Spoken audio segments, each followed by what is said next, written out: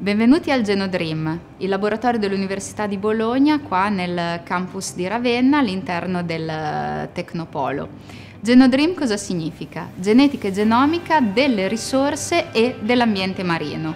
Quindi noi qua dentro lavoriamo con animali marini intesi come risorse perché li preleviamo dall'ambiente marino per utilizzarli come alimento, no? Quindi tutti i pesci, crostacei, molluschi che qui noi ci nutriamo. Quindi queste sono risorse che vanno gestite, ma risorse anche che vanno conservate, quindi tutti quegli animali che noi non dovremmo prelevare dall'ambiente marino perché sono a rischio di estinzione o comunque sono molto vulnerabili, come ad esempio gli squali e le razze.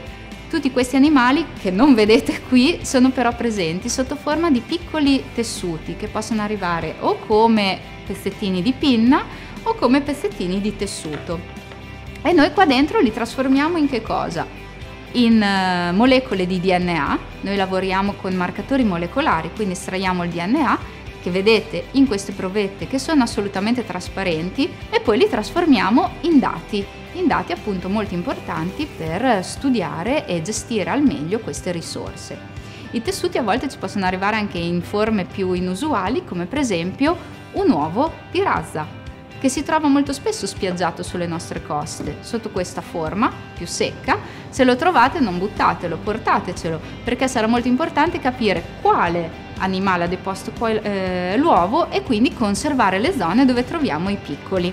Quindi dati che non sono solo le cifre e i numeri che le mie colleghe stanno analizzando, ma per noi il dato è anche le collezioni di tessuti, che quindi come questo che vanno nei freezer, ma anche di campioni molto più antichi. Grazie infatti alla nostra collaborazione con un altro gruppo di Ravenna possiamo dire che qui dentro facciamo anche archeogenetica di pesci.